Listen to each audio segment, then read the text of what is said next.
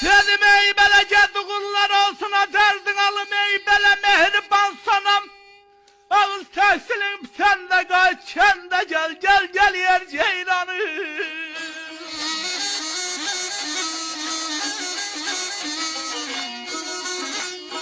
Özün özelinle düzüp kurulduğum bizim sarmaşıkının ayna bende gel. Gülüm gülüm gülüm gülüm gülüm gülüm balalay lalay la. Selen ey bizim sarmaşıkının ayna bende. Ay oldum ay yaman. Bəli əzizlərim, Səfər müəllim fikirləşir, baxır ki, sevgilisi imtihana gedir.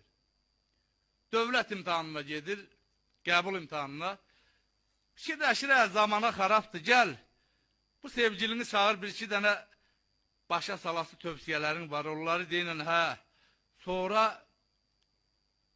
gedər abrı zadı, İsməti zadı biraz pozular. Get uğurlar olsun, mehriban sonam. Təhsilin bitəndə qayıt, kəndə gəl. Özün özəlindən düzüb qurduğun bizim sarmaşıqlı ayna bəndə gəl. Uzun saçlarını kəstirmə qısa. Bəli, saç qadının gərdənin övladıdır. Saç kəsiləndə deməli o gərdən yasa batır. Xatan var ha. Uzun saçlarını kəstirmə. Bilirsən həmişə İlğam müəllim, mən biraz xatalı danışıram. Uzun saçlarını kəstirmə qısa.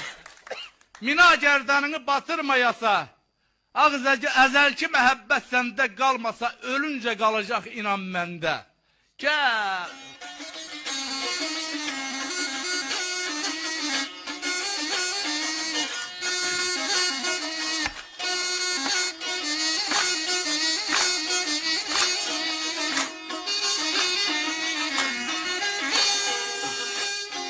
Seyrəm ey bələn almasın ağlına dərdin alım ey bələ hər güləm bənim.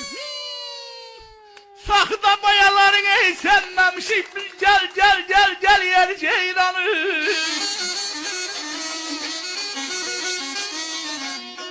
Sadə gəz bəzənmə gəlir.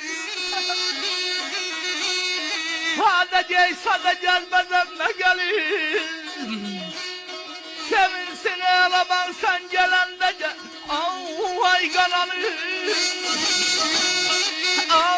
Ay manı.